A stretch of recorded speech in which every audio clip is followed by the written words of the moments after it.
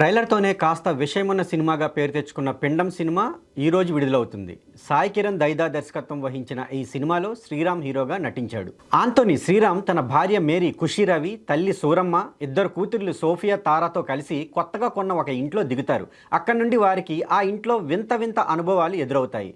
వారిని కాపాడడానికి అన్నమ్మ ఈశ్వరిరావు పూనుకుంటుంది. ఆ ఇంట్లో ఒకటి కాదు చాలా ఆత్మలు ఉన్నాయని తెలుసుకుంటుంది. ఇంతకీ ఆ ఆత్మల కథేమిటి, వాటి నుండి అన్నమ్మ ఆంటోనీ ఫ్యామిలీని ఎలా కాపాడింది అనేది మిగతా కథ.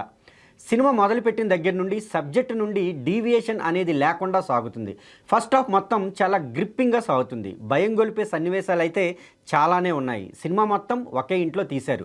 ఆ ఇల్లు, ఇంటి చుట్టూ ఉన్న అంబియన్స్ అన్నీ కూడా సరిగ్గా కుదిరాయి. సౌండ్ ఎఫెక్ట్స్ కూడా చాలా బాగున్నాయి. ఇంటర్వెల్ ట్విస్ట్ అయితే పెద్దగా పండలేదు. సెకండ్ హాఫ్లో వచ్చే ఫ్లాష్ బ్యాక్ బాగుంది. మంచి మెసేజ్ కూడా అందించింది. అయితే సెకండ్ హాఫ్లో కాస్త ల్యాగ్ అనిపించింది. క్లైమాక్స్ సాగదీసినట్లు అనిపిస్తుంది. సినిమాలో నటించిన అందరూ బాగా నటించారు. శ్రీరామ్ ఎమోషనల్ సీన్స్లో బాగా నటించాడు. ఖుషీ రవి కూడా తన పాత్ర వరకు బాగానే చేసింది. పిల్లలిద్దరూ బాగా నటించారు. ఈశ్వరిరావు ఆత్మలను వదిలించే పాత్రలో బాగానే చేసింది. సినిమా టెక్నికల్గా బాగానే ఉంది. కృష్ణ సౌరభ్ సూరంపల్లి సంగీతం బాగుంది. ఇందులో పాటలైతే లేవు. బీజిఎం బాగుంది.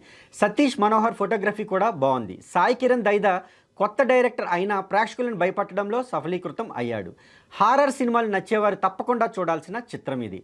ఈ సినిమాకి నా రేటింగ్ 2.75 అవుట్ ఆఫ్ 5.